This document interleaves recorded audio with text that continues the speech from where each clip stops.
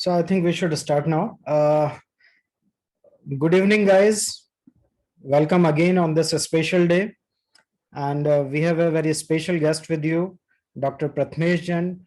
Dr. Prathmesh Jain is a practicing orthopedic surgeon at Ahmedabad, and he has his own setup, advanced hospital, advanced knee and shoulder hospital at Ahmedabad.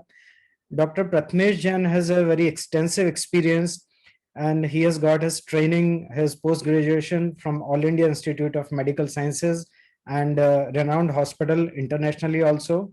So, very good surgeon, very good doctor, and very good communicator. So, Prathmesh, we welcome you Thank you, on sir. this platform. And let me tell you, Prathmesh, this is basically a crowd of sports coaches and Yes, physical sir. education teachers. Some of them are sports physios also. Great, sir. They are from pan India, from each and every part of India, and some of them are from, say, surrounding our neighboring countries also, from Pakistan, Bangladesh, and from Saudi Arabia also. So I request you to go with the mixed language because some of the coaches are Yes, sir. from the northern India also. So maybe more of English and some of the mixed language, so that can be good for them. So, Yes, yes, Pratmesh, sir. all yours. Sure, Please go ahead. sure, sure. So basically, welcome. Thank you, Dr. Vikram, and thank you, everybody. I'll just be focusing my attention mainly to the tendinopathy and the common wrist and elbow problems that we are facing in our day-to-day routine life. So, as a sports coach or as a sports physio, elbow pain is a very important symptom that the patients or sports person come to us. So, I'll just be focusing my talk on predominantly a very common disorder which is called as a tennis elbow. And tennis elbow is basically a painful condition which affects the tendinous tissue on the origin of the wrist and extensor muscles on the lateral epicondyle of the humerus. So, if you see your elbow, so this is your elbow, and the elbow has got a medial side and a lateral side. This is the medial epicondyle and this is the lateral epicondyle. And the lateral epicondyle has got the origin of the extensor of the muscles which are useful in doing dorsiflexion, and medial epicondyle is attachment of the flexors, so that is doing the plant is doing the flexion of the wrist. So the lateral epicondyle, whenever it is inflamed, whenever that is there is swelling, then you have a condition which is called as a lateral epicondylitis. Predominantly, it involves a muscle which is called as a ECRB, that is a extensor carpi radialis brevis. So it is an inflammation, soreness, or pain on the outside of the upper arm near the elbow. And this may be a partial tear, this may be a total tear, this may be a sort of a swelling, or this may be like a tendinosis. So the tendon origin is inflamed or the material over that is necrotic. So either of these, the patient will have pain in the movement of the elbow, that is number one, and some patients will also have pain on movement of the wrist. So let's say there are some tennis players and they are taking tennis shots. So whenever they will take their backhand shots, you will have pain on this aspect. They will have pain while taking backhand in this particular region. And this is called as a tennis elbow, a very common disorder. We see it day in and day out. Now, why do this tennis elbow occur? What is the reason behind this tennis elbow? So when you are using these dorsiflexor muscles a lot, extensor compartment muscles a lot, this leads to irritation and pain when the tendon is attached to the bone. And this is very common in tennis players, baseball player, volleyball players, or golf players. So if you can see in this picture, there is a tear in the tendon on the origin of the lateral epicondylitis. You can see that there is a lot of swelling over there. Okay, and there is a tendon, there is a swelling in the area of the tendon, and usually this will be painful, and the pain will be more when the patient will do some kind of a work. So as I told you, volleyball players, tennis players, baseball, golfers, tennis, badminton, they can all lead to this kind of a tennis elbow problem. Now, it is a very common problem. It occurs in about 1 to 3% of adults. So it's a very common problem. More commonly, it is in the dominant arm. If you are a right-hander, more commonly seen in right hand. If you are a left-hander, it's more commonly seen in the left hand. Approximately 50% of all tennis players develop this kind of a problem, and this is more with the backhand. So the risk factors are a poor swing technique, a heavy racket, incorrect grip size, high string tension. It is also common in laborers who utilize heavy tools. It is also common in workers who are engaged in repetitive gripping or lifting tasks. It is most common between the 35 to 50-year-old individuals, and both males and females, men and women, are equally affected. Now, nowadays, this is also very common due to computer and mouse use. Now, pathophysiology. As I told you, the main muscle that is culprit is called as a ECRB. That is the extensor carpi radialis brevis, and it is precipitated by this wrist extension and forearm pronation. So if you do this movement and this movement, these two movements will actually lead to increase of this tennis elbow problem. So as I told you, backhand tennis motion is very commonly implicated. You get it very common in badminton players also, who are doing a lot of backhand strokes, and it usually begins as a micro tear of the origin of the ECRB. Occasionally, it may involve other muscles like ECU and ECRL. Now, symptoms are the elbow pain that is gradually getting worse with time. The pain is from the outside of the elbow, then in the forearm, and then back of the hand. So the pain goes from here to here. So the pain goes from here to here in this direction. And the grip strength of the patient reduces. Now the pain is seen with wrist extension. So if you are doing a lot of wrist extension, the pain will increase. So you will have a painful spot here. So if on the lateral condyle, you will have painful spot here. It will be a point tenderness. Your grip strength will reduce. The neurological examination is important because it can differentiate between different entrapment syndromes, which can be very common symptoms. Now you can have a provocative test. So provocative test is if you try to extend wrist with elbow extended. So this is a provocative test. You can try to do extension of fingers. That is a provocative test. You can do a flexion of the wrist. That is also a provocative test. And pronation. So this is also a provocative test. So there are many provocative tests that are described. Now we'll come to the provocative test in the end. Let's just talk about treatment, because most of your patients or sports person will ask you that. So the first step is to rest your arm and avoid the activity that causes your symptoms for at least 2 to 3 weeks. You can also do icing. You can do some local gel application. You can definitely do. You can take some anti-inflammatory medications like ibuprofen, aspirin, diclofenac. There are many medications that you can take to reduce the swelling. But icing definitely helps, and you can also give rest for a period of 2 to 3 weeks. So the ice pack is applied over here in this region. You have to maintain a good strength and flexibility of the arm muscles and rest the elbow. So if your movement is painful, then you have to rest the elbow. Now there are some conditions in which you can wrap the tennis elbow, and that will actually give you some relief. And I'll be coming on to types of different splints and type of elbow supports that you can use in the end. So these are the different types of tennis elbow supports that are available.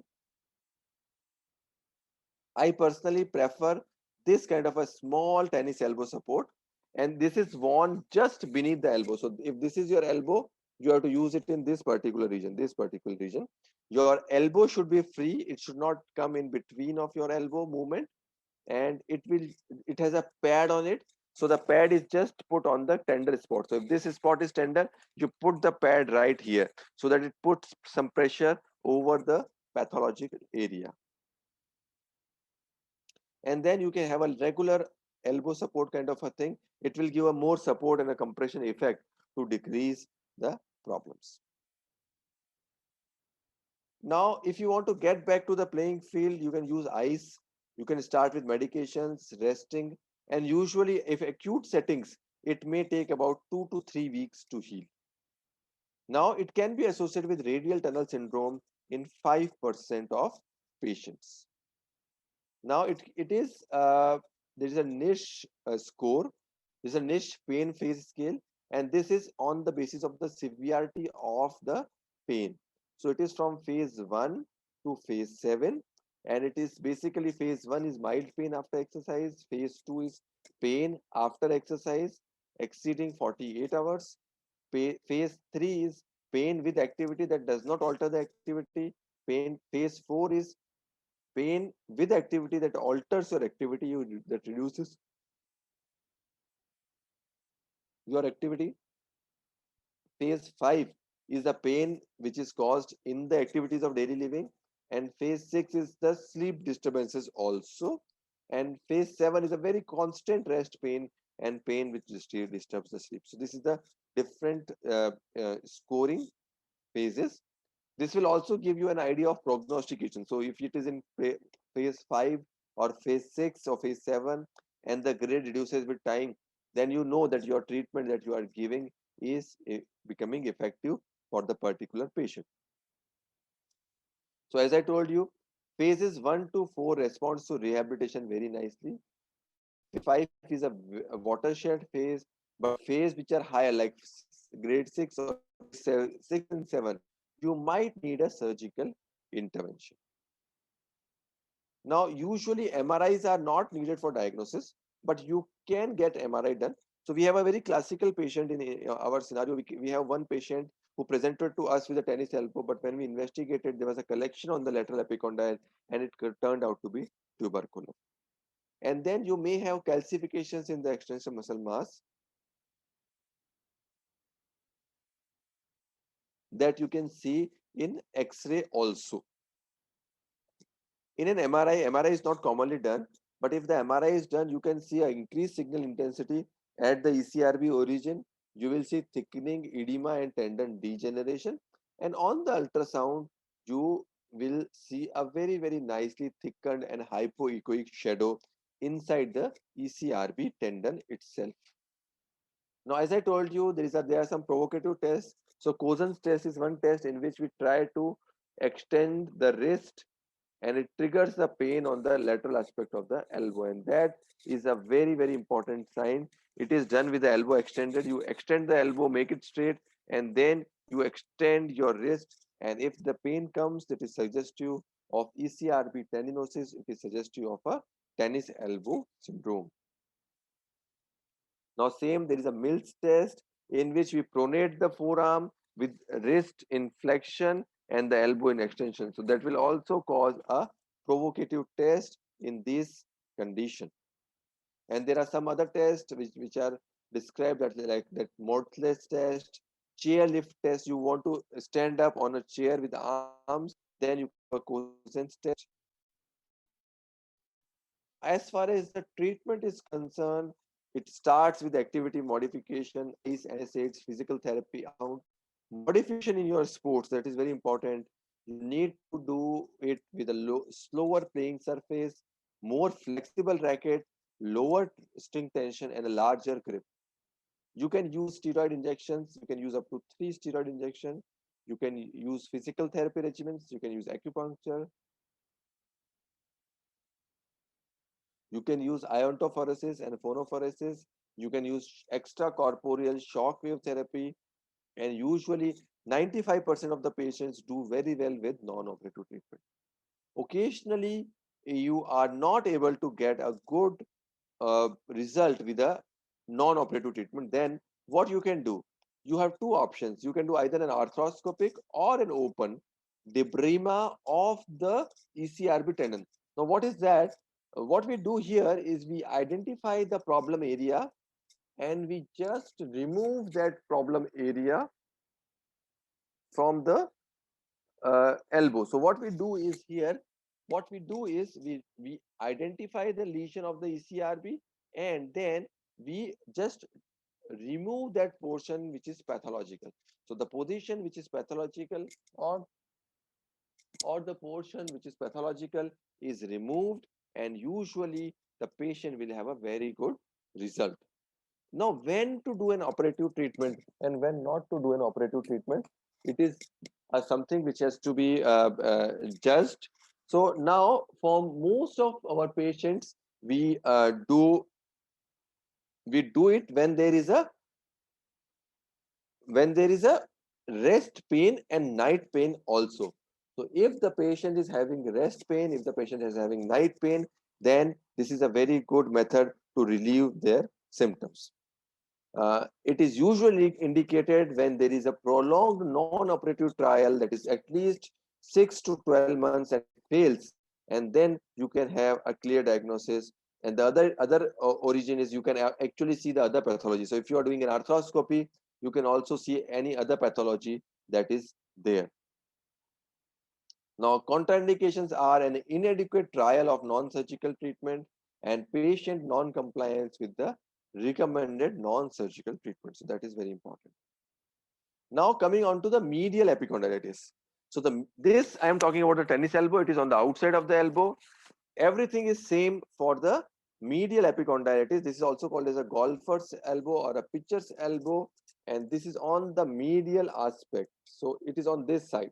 Rest everything, the treatment, therapy, everything is same, but it is on the inside. So it is on the flexor mass, and this you will have pain on doing wrist flexion like this. And this will usually be painful when you are doing a wrist flexion. So rest everything is same, the treatment is same. You need to apply ice initially, give rest, give NSAIDs, you can give diclofenac, you can give ibuprofen initially. And if it is not responding, when very occasional scenario, we can go ahead and do some kind of a surgical intervention. The other thing is the medial epicondylitis is also associated with the sometimes of the ulnar nerve symptom, because the ulnar nerve is in close proximity of the medial epicondyle, and if there is a medial epicondylitis, you may have ulnar nerve symptoms, and you may have feelings of numbness, feeling of sensation on your hands. So this is called as a medial epicondylitis, golfer's elbow, pitcher's elbow. So it is opposite, it is on the inside of the elbow as compared to the outside tennis elbow. So I hope that you are very clear now regarding the tendinopathies of the uh, uh, elbow. More commonly, tennis elbow. Most of the cases you will see tennis elbow. In few of the cases, you will see a pitcher's elbow or a golfer's elbow, and then you can treat them nicely, because most of this treatment will be in your provocative.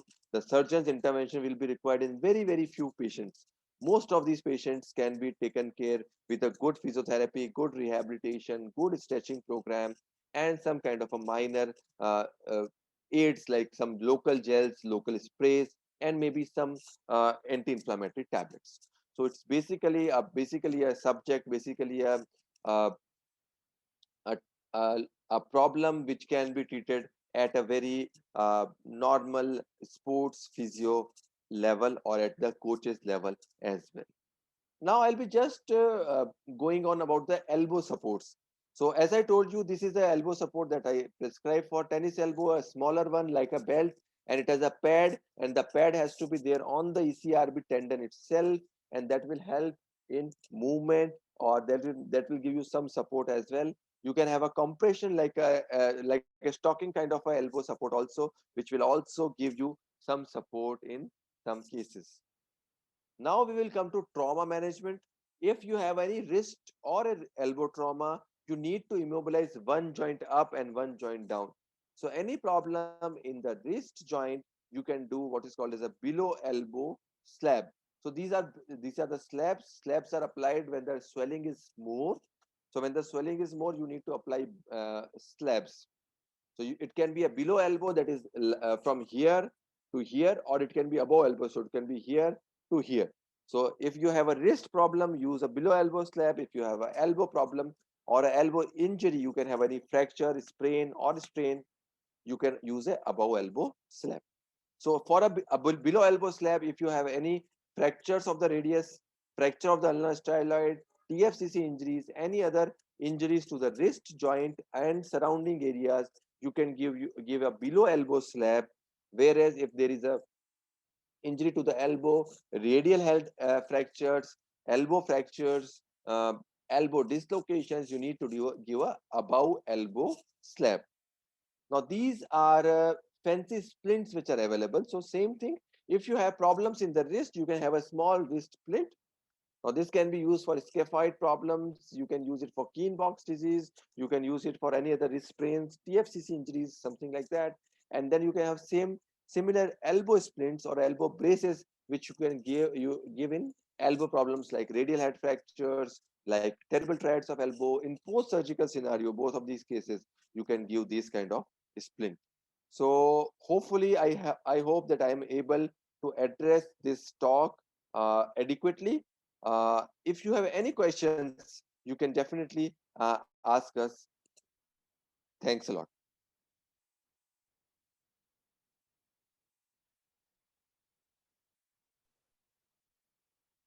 So thank you, Prathmesh. So guys, feel Thank you, free sir. to ask anything to Prathmesh. Prathmesh, there may be some questions in the chat box also, so you can Okay, I'll take just it see directly from there. this.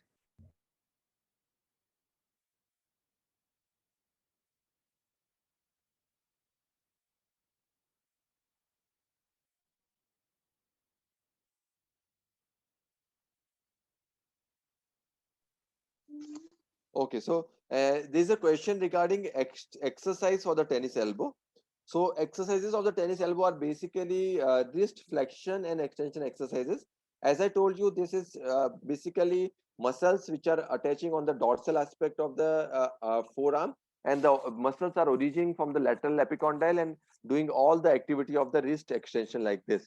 So you can do a little bit of stretching and flexing exercise of the wrist, and that is a provocative test, and that is also a very good stretching exercise of the elbow. You can use some kind of therabands also in this stretching, but by and large, if you are doing some kind of a wrist extension exercises and wrist flexion exercises, they are very good exercises as far as the tennis elbow are concerned. So there is a question regarding acupuncture. I am not a very expert in that, but you can apply some kind of a local pressure over the tendon spots on the region around the lateral epicondylitis, and that will help you as an acupuncture. So that is basically local modalities, and it works on the local ATP generation with the, either you can call it as acupuncture, dry needling, or you can use also call it as a probing.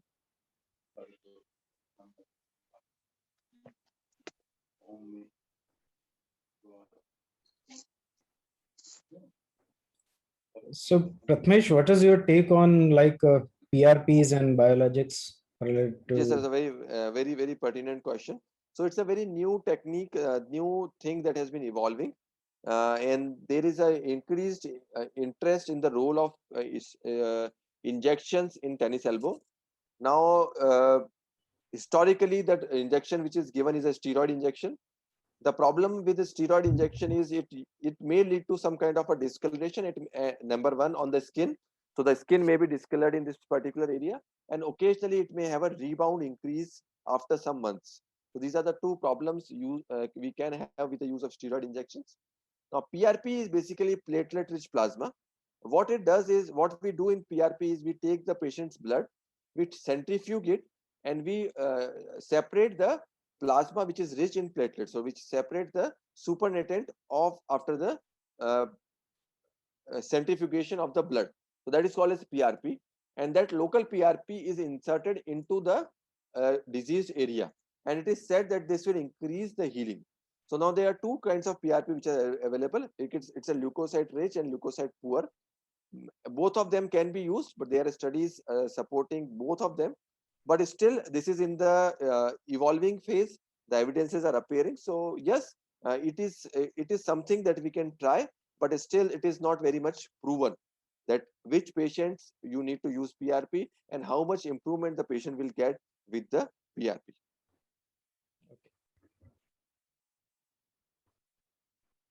Now there's a question from Farooq Ahmed. So in case of delay in reunion of ulnar bone fracture after surgery with plate, what is the preferable, bone marrow injection or grafting? So both of them can be done.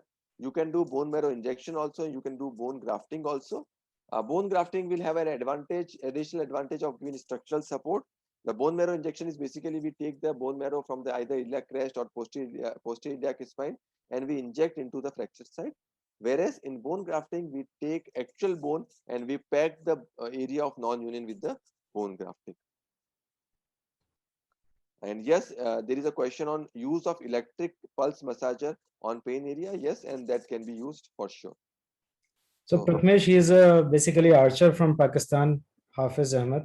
okay. So is there any probability for archers to develop a tennis elbow? I Yes, think. yes. So as I told you, many sports. So it's more commonly seen in tennis. So it is called as a tennis elbow. But just like any other sports, archers can also have a high incidence of tennis elbow. Because what you do is you are when you are pulling the string, you have all the load coming up on the lateral epicondyle, I guess. Uh, Muhammad Ali is asking, is injection acceptable by WADA and NADA? So Muhammad Ali, actually, because I'm not sure Prathamesh is very much aware of all these WADA and NADA and doping things. So I think on the last day we are going to have some doping experts, so they can respond better on that.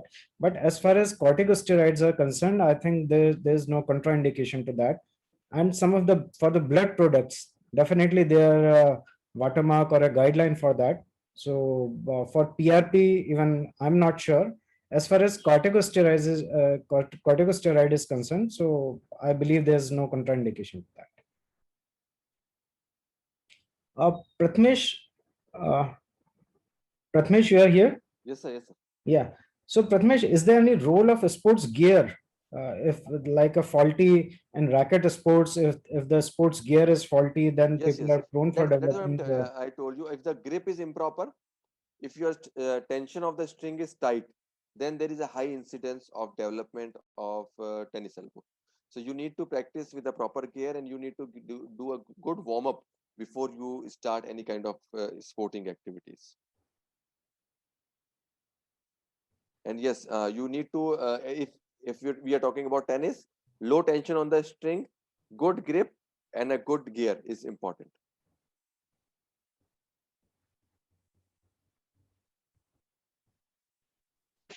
Sir, I have a question, but unfortunately I could not type. So can I ask you on voice?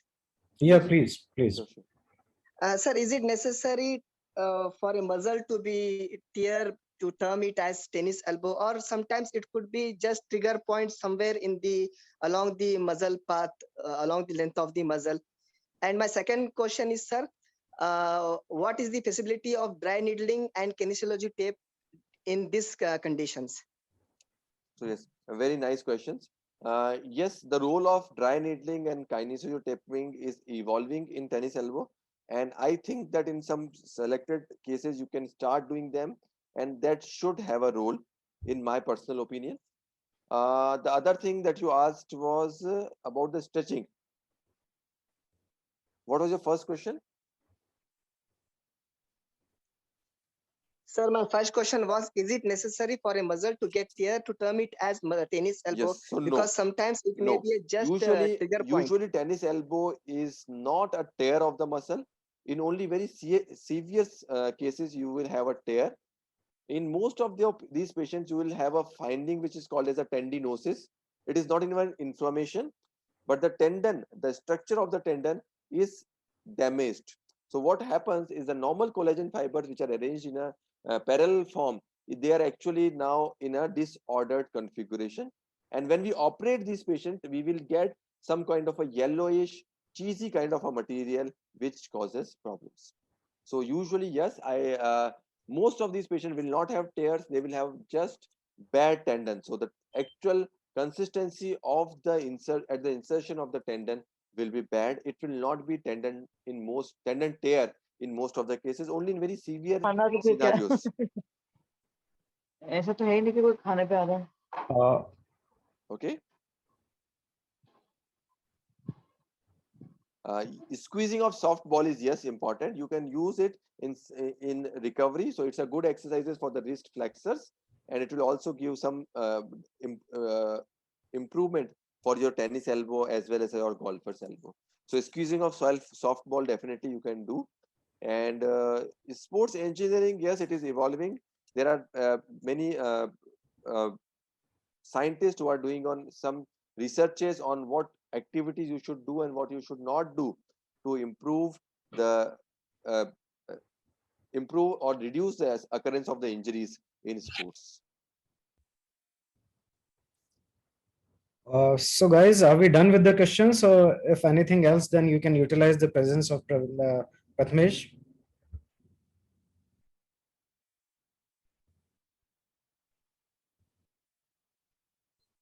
Prathamesh, Anirpan Roy wants to ask something. Okay, so yes, there is a question on the golfer's elbow. So as I told you, golfer's elbow is seen on the inside of the elbow. Tennis elbow is on the outside, golfer's is on the inside. As far as the treatment is concerned, we start with local ice application in acute sitting.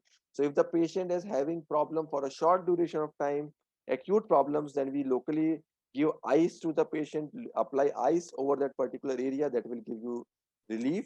You can give rest for some particular period, and local stretching modalities and local physiotherapy will help.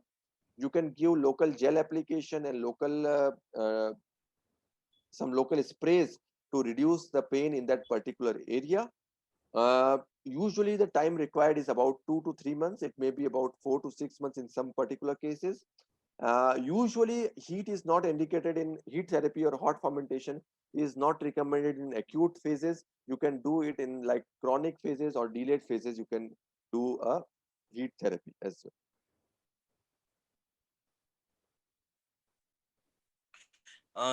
Sir, can you hear me, sir? Yes, yes, I'm sure. Anirban Rao. May I ask the question about this means your explanation, sir? How much time we should we have to put in heat therapy, or after how much time we have to put heat on, or apply heat on that particular area? Means after 7 days, or after Yes. 4 days, So, or after so 3 days? by definition, for acute injuries, the cold fermentation is better, and for chronic overuse kind of a injuries, you can try with the hot fermentation or heat application. Usually, if the symptoms or the condition is present for a duration of more than 3 to 4 weeks, then you can apply some sort of a hot fermentation or heat therapy. You can either apply a hot water bottle, you can use a electric dry heat bags that are like electric heat pads. So which are commercially available, you can use that as well. Thank you, sir. Thank you.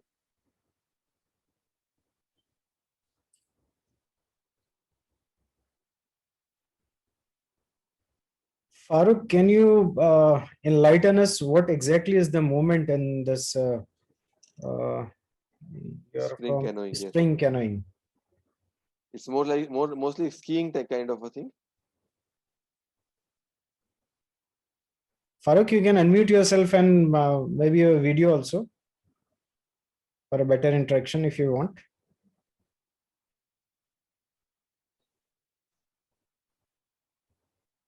So I think Farooq is unable to do that. So we will forward this question to pulling water or draw towards.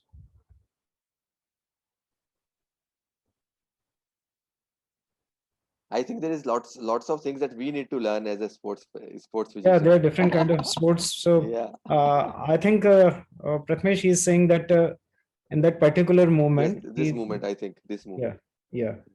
pulling movement, something like that. So, So Farooq, even this is not clear to us what kind of movement is this. So maybe you can let us know personally, and I'll connect you to the Prathamesh to reply this in better. sure. So is there anything, guys, which you want to ask from Prathamesh?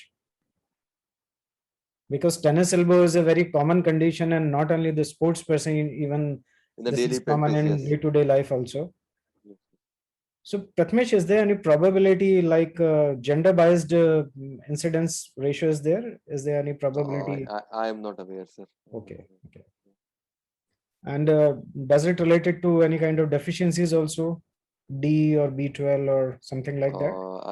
No, I don't think so, sir. No. Okay, okay. But it's more of a work related thing. So those patients, those people who are doing repetitive actions, a particular action repeatedly, are at a higher risk. And then there are some patients who are overall at a risk of tendinopathy, and it is said that those patients who have some kind of a lipid disorders are at a higher risk of tendinopathy. So hypercholesterolemia, those patients who have higher LDL levels, they are also at little higher risk for any kind of a tendinopathy in the body. And one more thing which can be useful for them.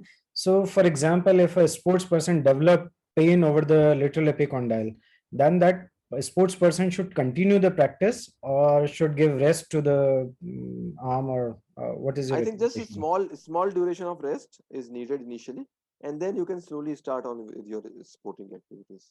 But yes, for a very acute phase pain, you can give a small duration of rest, maybe about a week or so. Hmm. So there is one more colleague is trying to explain what is exactly this canoeing is. This is like about drawing water from the well, that action. Yes, yes. So again, that puts a lot of pressure on the lateral epicondylated, and definitely it can cause problems related to extensor tenosynovitis of the elbow. And yes, as I told you, all the things that we have told is usually needs to be taken care of. Occasionally, if the pain is very severe, or if you have some kind of a jerky injury on the elbow, then you can go ahead and probably do an X-ray or an MRI of the elbow to see if there is some significant ligamentous injury or not. Okay, great, Pratmesh. So thanks a lot. Thank And you. guys, I think we are done with the questions related to all the elbow specific sports injuries. And thanks again, Pratmesh, for sparing sir. your valuable and busy time. We know that Thanks, sir. you are a very busy practicing surgeon. So thanks again for being here and Thank- replying Thanks, all sir. the things. And Thanks, Pratmesh, sir. will you be kind enough to share a PDF of your presentation so these Yes, guys yes. can be benefited with this knowledge? Yes, sir. Yes, sir. Yeah. I'll send it to you, sir. Yeah. Sure. Thank you. Thank you, So sir. thanks a lot for being here. Thank you again. Thank you, sir. Thank you, sir. Thank you, sir. Thank you, sir. Thank you. Thank you. So, guys, now we have next speaker with us, a very renowned hand surgeon, Dr. Amit Vyas. Amit, can you start your camera? Okay. So, guys, we have with us Dr. Amit Vyas. Amit Vyas is a renowned hand sports surgeon. He's rather a hand surgeon, and he has got his hand surgery training at Ganga Hospital, Coimbatore. He has he has worked under renowned hand and wrist surgeons, and he is a very experienced doctor, very communicative too. So, Amit, you are here to enlighten us about the hand and wrist related sports injuries. And as I have communicated to you earlier, that this is a crowd of sports coaches and sports teachers, some of the physiotherapists. तो हम लोगों का expectation ये रहेगा कि just basic information with say much of the explanation, and the language can be mixed because we have crowd pan India. Some are from the North India and some from the South Eastern part also, and few of the delegates are international also. So Amit, all yours. Please go ahead. Thank you, sir, for kind introduction. Are you able to see? Yeah. We can see you and your screen also. Thank you. Please go ahead. So, good evening, everyone. Today, I would like to share some of the knowledge about sports injury of hand and wrist. So, as the picture depicts, the most common injuries are due to struck of the ball over the finger, and second in fall on outstretched hand. So why I have taken the mode of injury in priority, because as Dr. Vikram told me that a lot of coaches will be there, so they can start thinking about how to deal with particular sports injury and what suspicion can be done about any injury. So let me start with some basic knowledge of uh, our phalanx and metacarpal, because my talk has two parts. One about the phalanx and metacarpal, second one is the wrist. So for all our this basic knowledge, this starts with the 5 metacarpal, 5 proximal phalanx, middle phalanx, and distal phalanx.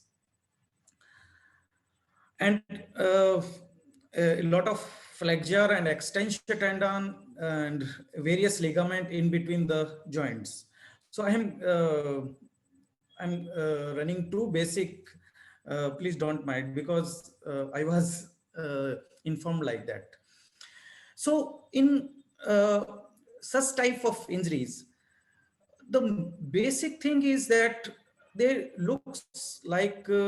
they look like as minor injuries, because of their size and not too much functional disabilities in acute stage.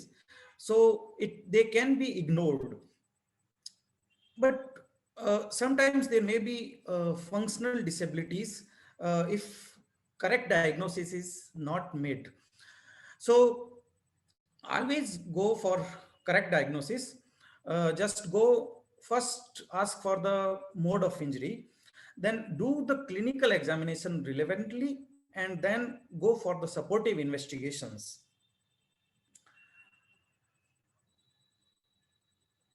Uh, just I'm putting this example. This young boy, initially he was he had some cricket ball injury, and he had some swelling in the little finger, and initially he was treated by some cold strapping, crab bandage, and like these. And then later on he developed flexion deformity of the little finger, as you can see in this picture. When we examine carefully the radiograph, you can see this overgrowth. Probably this is the broken condyle. So now he is having this flexion deformity. So it may lead to disaster if you miss the diagnosis. So why it is important to inquire the mode of injury? These are the common mode of injuries which are going to develop into the sports injury, like ball struck to your finger, fall on outstretched hand. There may be sudden load on the wrist. There may be fall on the thumb, and there may be forceful bending of the wrist. Forceful bending, I have seen one sports person who was the Kusti player. So his wrist was suddenly bended, and he developed a scaphoid fracture. Fall on the thumb, like Skier's thumb. They fall on the thumb, and thumb is suddenly stressed, and there may be ligamentous injury as well as bony injury to the thumb.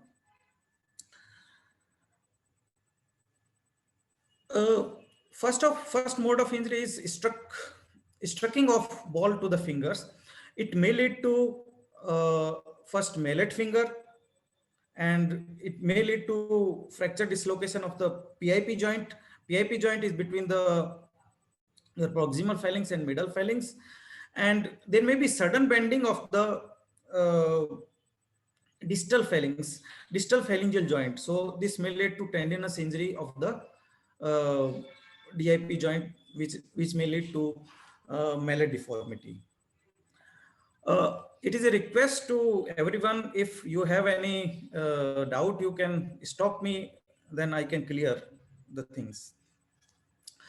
So once you have encountered a patient where there is injury in the finger, so always do a systematic examination. Just palpate the dorsum of the DIP joint, then dorsum of the PIP joint, and then the dorsum of the MP joint. Then simultaneously you can examine the volar side of the PIP joint on the opposite side, and PIP joint, and then MP joint, and then always examine on the lateral side, radial and ulnar side. Inquire any swelling, any tenderness, uh, and you just localize in your mind what should be the injury. Like I have explained this, when there is fall on thumb, there may be sudden bending of the thumb. So there may be ligamentous injury on the medial side of the thumb. And once you have make up your mind, then you can go for supportive investigations. Like in this, the previous examination, when you find that there may be ligamentous injury, and there is, you can, in every ligamentous injury, you can go for the stress test. Like your thumb is opening on the medial side, in the same position. This is the true lateral sciagram of the thumb.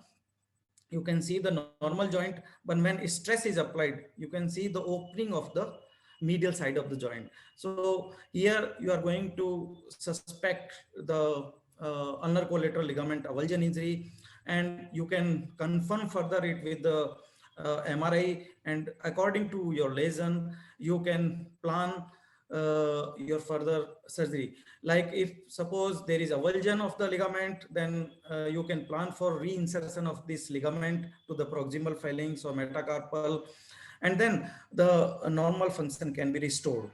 So high suspicion is required in this type of injuries.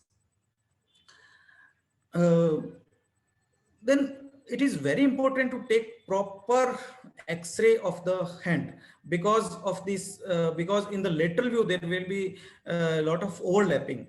So usually we prescribe a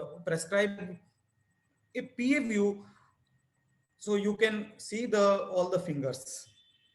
And for the thumb, just in like taking the lateral view of the hand, so you can see the whole profile of the thumb in PA view.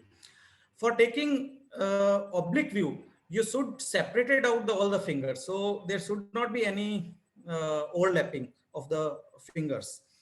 And when you want to take the lateral view of single finger, all other fingers should be flexed, just for the index finger, just for the middle finger, and for the little finger. And for the ring finger, all other fingers should be extended and ring finger should be flexed. And for the taking the lateral view of the thumb, you need to place the thumb in the lateral view and then take the X-ray, like in this position. So in examination, if you find that it is a pure ligamentous injury of the any joint of the finger, and or suppose you are finding that there is a fracture which is stable on reduction, so you can take the help of this type of strapping.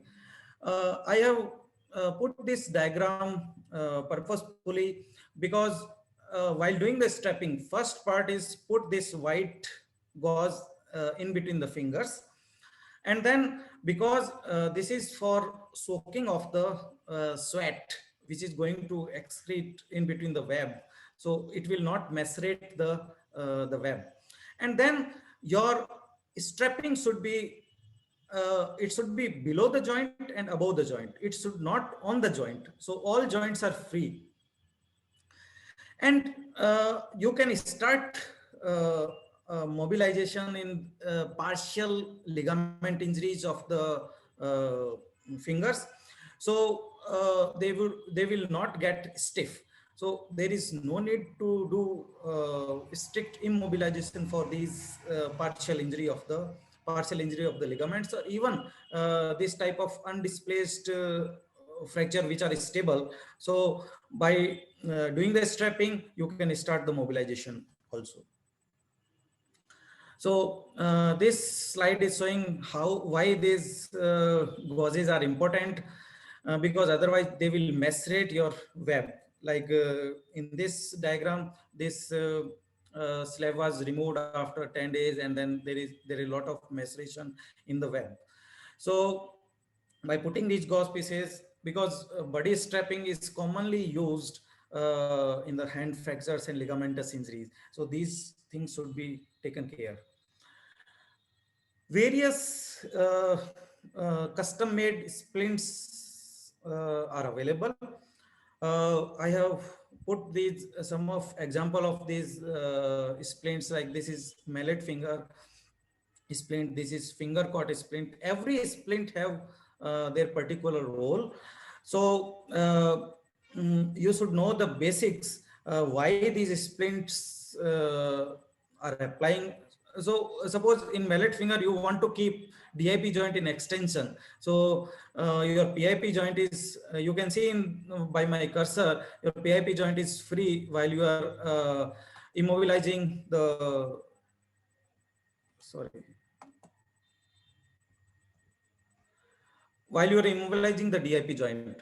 And these can be used for some undisplaced fractures where the only finger is immobilized, all other fingers are movable. So now after this basic introduction, I will proceed to some of the specific injuries like mallet finger. Mallet finger, this is quite a common injury in athlete. Here, patient is unable to extend their DIP joint. And those patients who have these lax PIP joint, they may develop this secondary hyperextension at the PIP joint, and there will be a swan necking of the whole finger.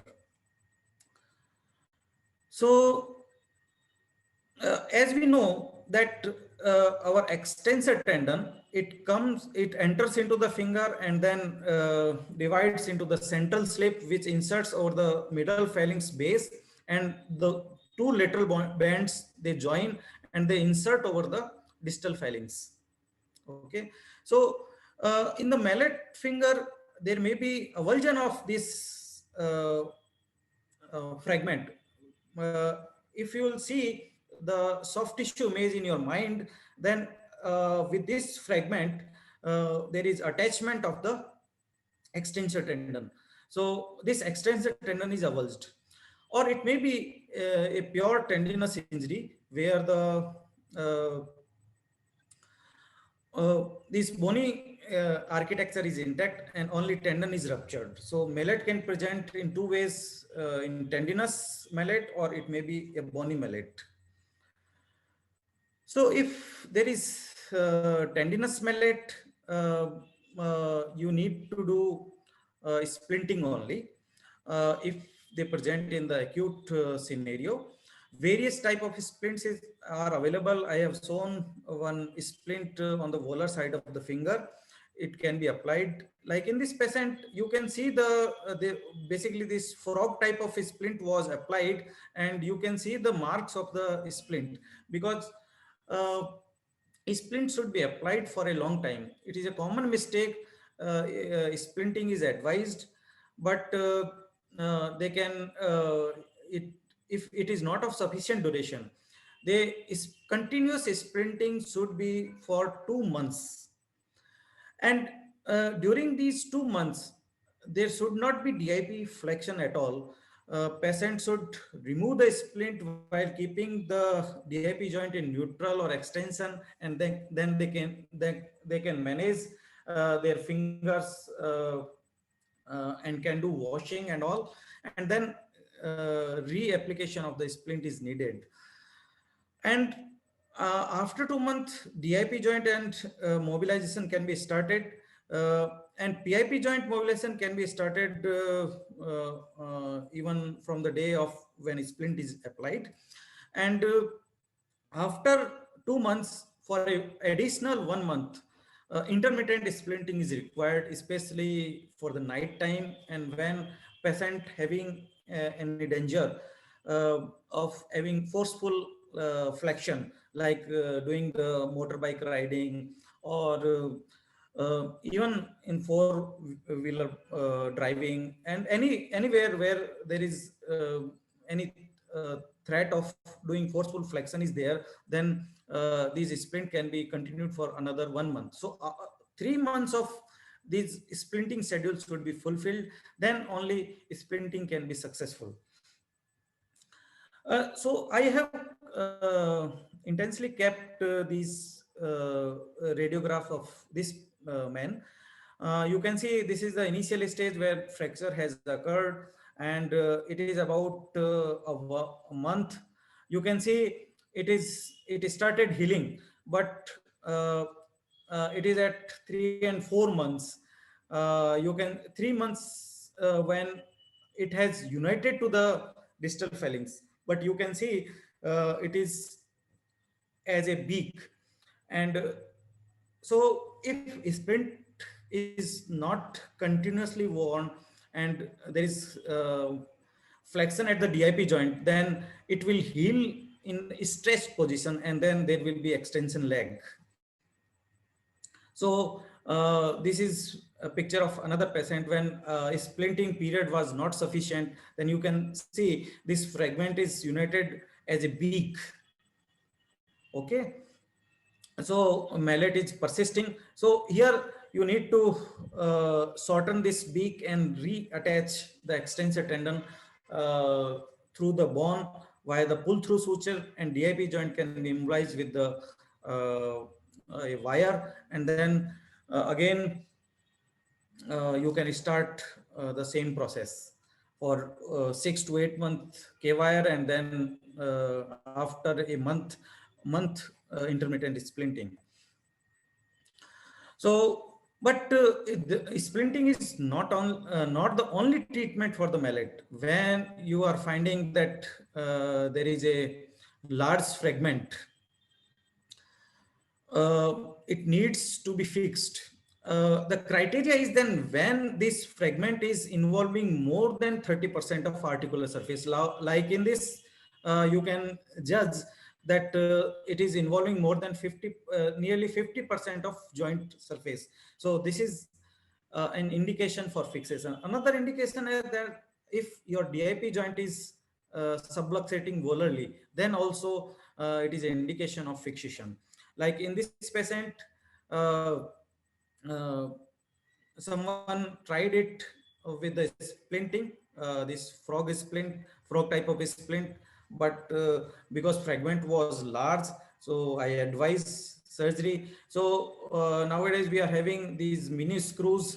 So this fragment can be held with the mini screw with additional 8 mm wire, and then DIP joint can be fixed to neutralize the force of the flexors and extensor. So this is a follow-up of 4 months when patient is able to flex the DIP joint as well as extend the DIP joint. So another type of injury, the same type of injury can happen on the volar side of the distal phalanx, then where the FDP tendon inserts. So this is FDP avulsion injury. So FDP avulsion injury, you can see this by this arrow mark, this bony fragment, it should be here. So again, if you will see in your mind that what is happening in the soft tissue, there is attachment of the FDP to this tendon.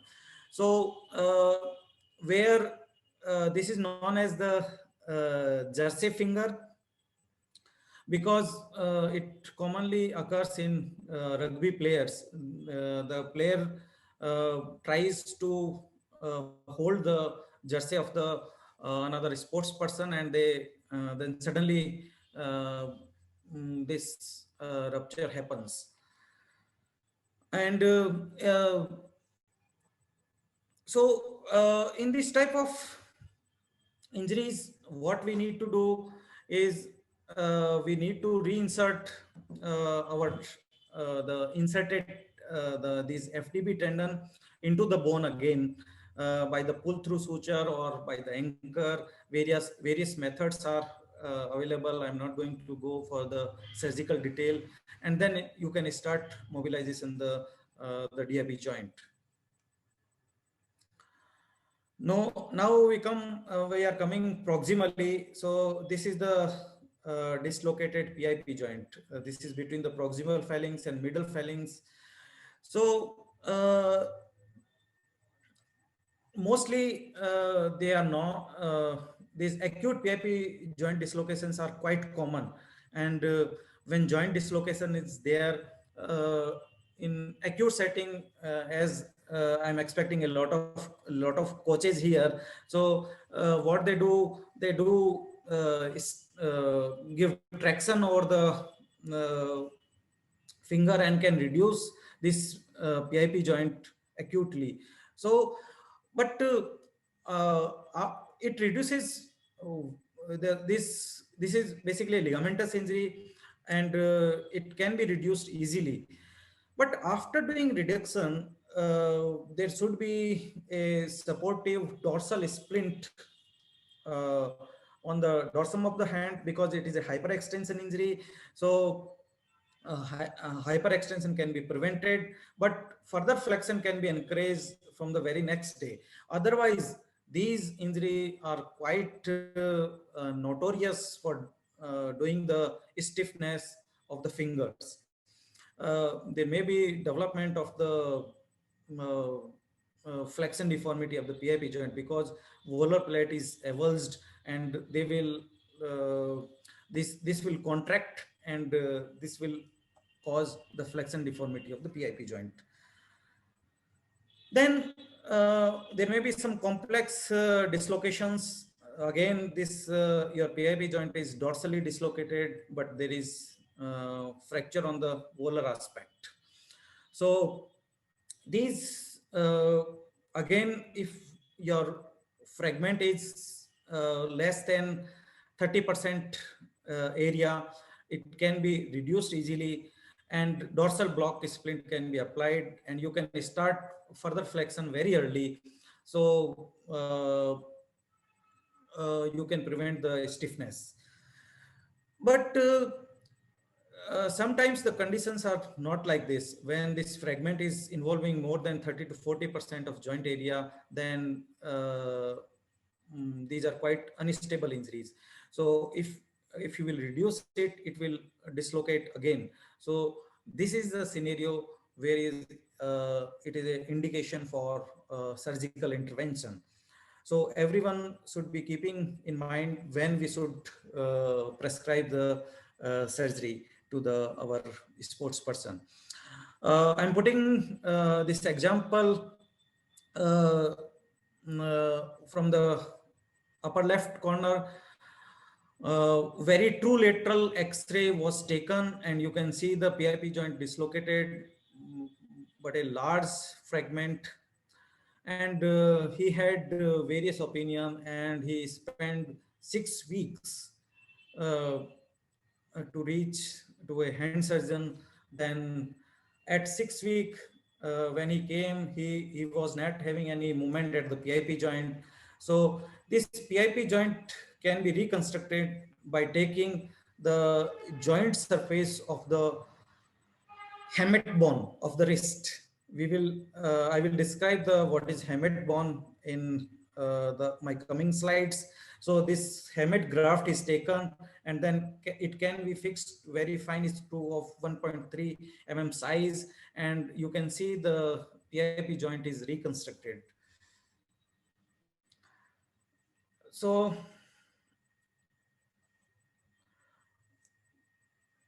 and you can get the predictable outcomes after these injuries. The same thing is happening, if same thing is happening on the dorsal side. This is the volar side, and this is the dorsal side. In the dorsal side, as we discussed, the extensor tendon insert over the base of the middle phalanx, and it is known as the central tendon. So in this type of central tendon is avulsed, so we need to do accurate fixation for these small fragments. Otherwise, this whole joint will be destroyed. So basically, this is a cricket player from nearby to Jaipur, and he had this injury, and he came to me in acute setting. We did open reduction for this and fixed with 2 thin wires. And after 10 days only, we started mobilization, and these are the very early pictures at about a month, when he was able to get full range of movement in his index finger. So now we are moving proximally. These metacarpal neck fractures. Metacarpal neck fracture, these are 5 metacarpal.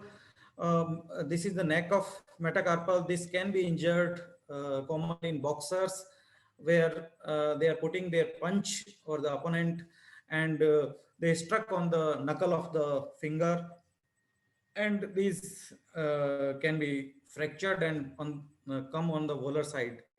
So if this angulation is near about 30 to 40 degree, it can be accepted and can be close reduced and slab can be applied for a 10 days. But if suppose this angulation is too much and the sports person will lose their knuckle, surprisingly, they will get a good range of movement. But in sometimes because extensor tendon are very close to these bones, so they may struck into the fracture and they may limit the range of movement at the MP joints. So they can be reduced by the antegrade nailing from the base of the metacarpal, and then they can be reduced and fixed with these wires, and immediate mobilization can be started. Then you can get good range of movements. Now, I'm coming to these 5 CMC joints fracture dislocations. Other than thumb, I'm first discussing these 4 CMC joint. If these CMC joints are dislocated, then they can be reduced in acute setting, and even closed K wire can be put. Otherwise, they will do MP joint stiffness. This common fracture is known as Bennett fracture dislocation. So again, you have to assume the soft tissue picture in X-ray, because soft tissue cannot be visible in the X-ray. You can see this fragment, it is having ligamentous insertion attachment on the medial side, but on the lateral side, your abductor pollicis longus tendon is there, which is pulling the thumb. So this joint is dislocated. So this fracture dislocation is quite common, and it can be reduced in acute setting with a minimal force, and because these are the avulsion fractures, they need a long immobilization of about 6 weeks. So percutaneous K wire can be fixed, and you can see the reduced joint. And other joints can be mobilized even after a week. And after 6 weeks, when these wires are removed, you can start CMC joint mobilization. So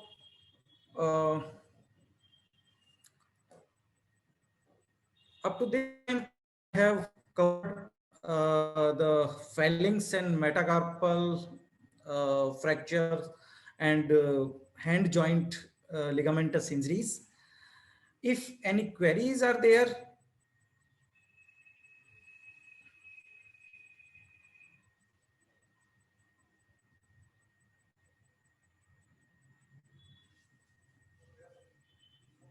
Amit, you have something related to rest after this, or shall we start the questions?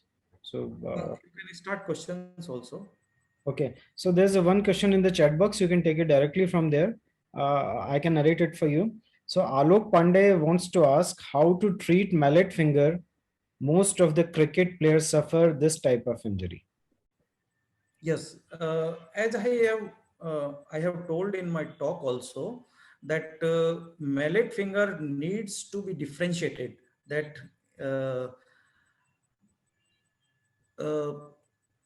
He's asking about the management of the mallet, no, sir? Yeah, yeah. Uh, first step is differentiate that is it a tendinous mallet or bony mallet. Okay. If it is a tendinous mallet, X-ray will be the normal and there will be mallet deformity. So you can manage this tendinous mallet uh, with a splint which is keeping DIP joint in neutral position, or you can put a percutaneous pin. So it will also keep DIP joint in neutral. So for 6 to 8 weeks, this should be continued. And after that, intermittent splinting should be for another 1 month. And if you're having bony mallet, second entity, then bony mallet, you have to judge the size of the your bony fragment. If it is too small, again it can be managed with the same splinting method.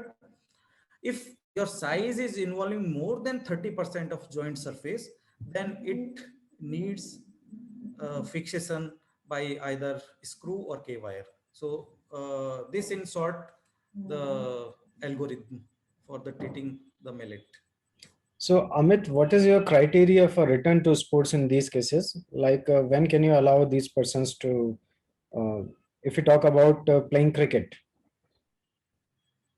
so Okay. how long they should hold, or is there any criteria, or would you like to recommend anything? Frankly, we will not allow him for 3 months. At least 3 months.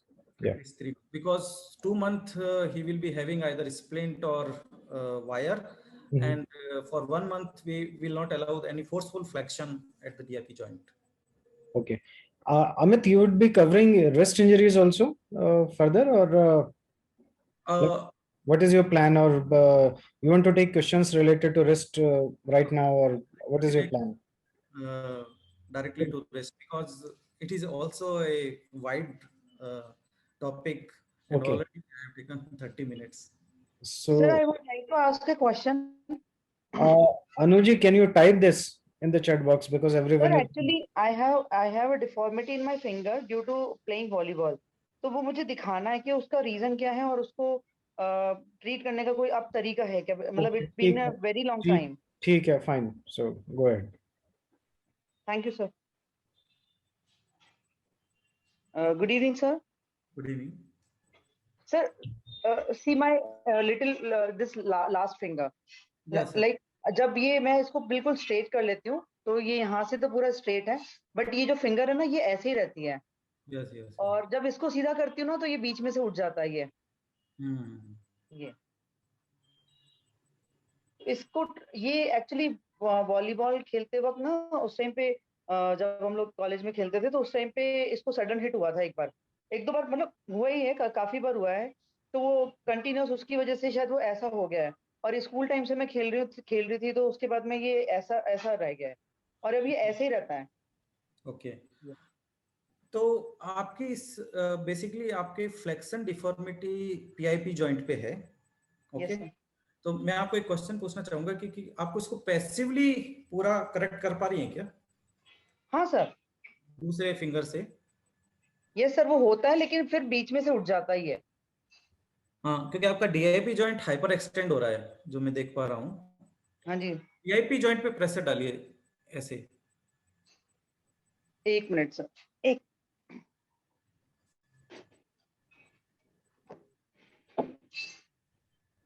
Sir अगर मैं यहाँ से करती हूँ ये ऐसे तो ये फिंगर ऐसे है. हाँ. और इस फिंगर को जैसे ही मैंने ये ऐसे किया तो ये पकड़ के तो मैं कर पा रही हूँ, लेकिन अगर मैं इसको स्ट्रेट करूँ तो ये बीच में से यहाँ से उठ जाता है. समझ गया. बेसिकली आपके एक्सटेंसर टेंडन इंजरी है जो प्रोबेबली पार्शियल इंजरी है, और वो मतलब कि जैसे कि आपने कहा कि काफी लंबे समय से है, तो उसमें वो लैक्सिसिटी से आपके हो गया है. तो जब भी आप उसको हाइपर एक्सटेंड मतलब कि पूरा स्ट्रेट करने की कोशिश करती है तो डीआईपी जॉइंट एक्सटेंड हो जाता है. Yes sir. So आपके केस में मैं इस सेंट्रल स्लिप को स्ट्रेंथन करने की सलाह दूंगा, क्योंकि आपका पैसिवली करेक्टेबल है। तो यस अगर सर। आप इसको अगर करेक्ट कर देंगे तो you will probably gain the PIP joint extension. तो इसको सर क्या क्या पैटर्न होगा, मतलब क्या ट्रीटमेंट होगा, किस तरीके से, कोई एक्सरसाइज या कुछ? नहीं, इसमें सर्जिकल ऑप्शन ही रहेगा, क्योंकि ये काफी लंबा समय हो गया आपको। Okay. So surgical. Anuj, we will connect you to Amit for any kind of personal thing later on. Thank you sir, thank you sir. Okay, welcome. Amit, would you like to tell them something about the deep variance? So अपने हाथ से ही आप चाहो तो बता सकते हो कि यस, आई थिंक ये विजिबल है आपका हाथ। shall I stop the sharing for a time? ये स्क्रीन शेयरिंग आप बंद कर दीजिए। Dickren's disease, basically it is a radial sided wrist pain. Okay, it occurs on the I hope all of us know what is the radial styloid process. The bony prominence, the bony prominence just proximal to the base of the thumb, just proximal to the base of the thumb. So here it is, it's a painful condition. Why it happens? Because your extensor tendon to the thumb cross obliquely. So whenever there is overuse of the uh, uh, wrist with the thumb in abduction, like in activity of washing or in household activities also, then there is the rubbing of the tendon in their sheath. So this first extensor retinoculum get inflamed, and it chronically it get thickened. So it is known as the Dickren's disease. So what else you want to know, the examination and all, no sir? नहीं वो बस ठीक है, मतलब basically just to What is Dickren's disease? yeah. So Farooq has a question for you, so you can look in the chat box. Yes, wrist pain from, yes. Yes, it's a very good question, especially related to Dickren's disease. So this intersection syndrome is proximal to the pain of the Dickren's disease. And here uh,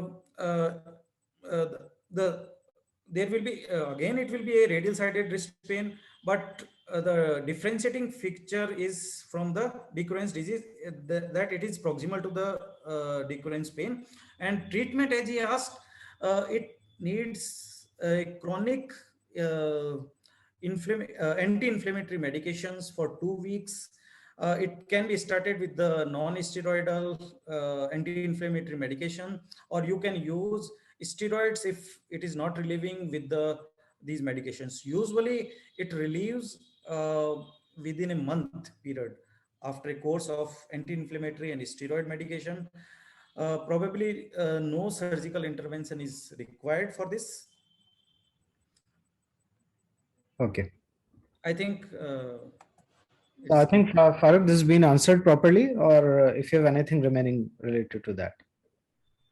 He asked for immediate remedy. So for immediate remedy, you can give the hot fermentation on the affected area. You can give a splint with the thumb into the full abduction. So it will give rest to your extensor tendon, and anti-inflammatory medication is required. But it is not a means a acute disease. It happens over time. Basically, its presentation is subacute and chronic presentation usually.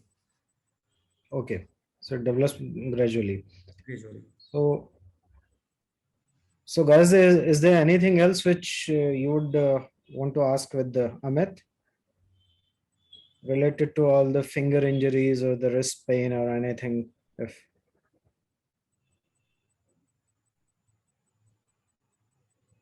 okay, there's a one question for you, Amit. Yes.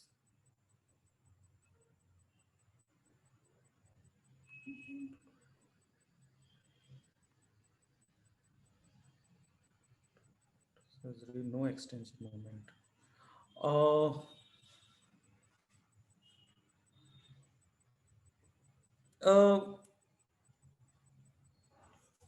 uh, he's saying that there is injury on the volar aspect, means of the forearm, and all the tendons and ulnar artery and ulnar nerve is divided, and he's not having extension.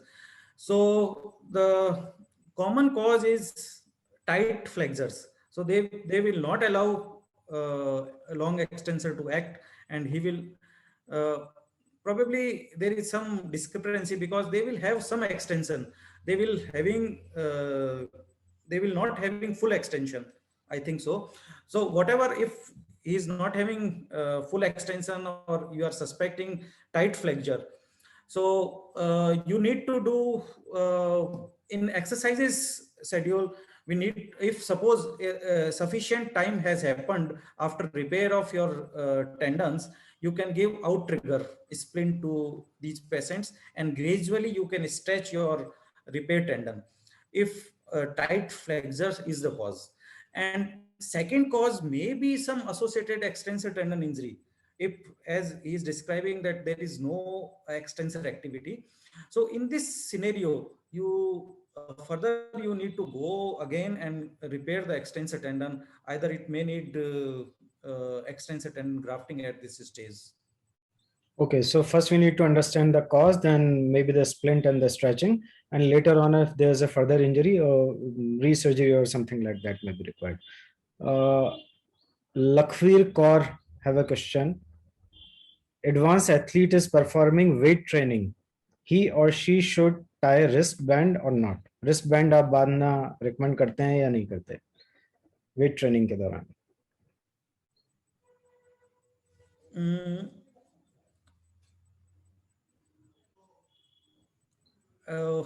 Frankly, I can't answer this question, but there is no harm if they are having, they are tying this wristband. Yeah, Lakhvir, definitely wristband is protective, and especially you should not try like passing your limits. Sometimes even we do this kind of strength training in our like day-to-day strengthening. We sustain wrist injury, wrist sprain, and wristband may be supportive to that, specifically for like weight training. Yes, you can use that. Sir, can I ask one more question? Yeah. So who is this? Lakhvir Kaur, I think. Yes, sir. Yeah, please. Advance athlete है, हफ्ते में 2 दिन उनके training के session है weight training की. तो weight lift करने के टाइम वो जो वेस्ट की बेल्ट है वो यूज कर रहे हैं रेगुलर. तो जब रिस्ट टाई करना है तो वो क्या बेल्ट के टाइम भी रिस्ट टाई करेंगे अपना? सॉरी दोबारा बोलिए. बेल्ट के टाइम सर बेल्ट तो टाई होगी उनकी बैक इंजरी के लिए, तो सेम पैरेलल उस टाइम में रिस्ट भी टाई करेंगे? हाँ, रिस्ट का सपोर्ट होना चाहिए, डेफिनेटली होना चाहिए. ठीक है sir, thank you sir. But मैं यहाँ एक चीज ऐड करना चाहूंगा क्योंकि आप जो स्पोर्ट्स पर्सन को ये जरूर सजेस्ट करें क्योंकि वो उनके रिस्ट में अचानक से बैंड नहीं आए. अगर आपने रिस्ट बैंड बांध भी रखा है और उस पर सडनली बेंडिंग हो जाएगी, then suppose weight is left unsupported, then there may be chances of ligamentous injury to the wrist. Okay, sir. Thank you, sir. Okay.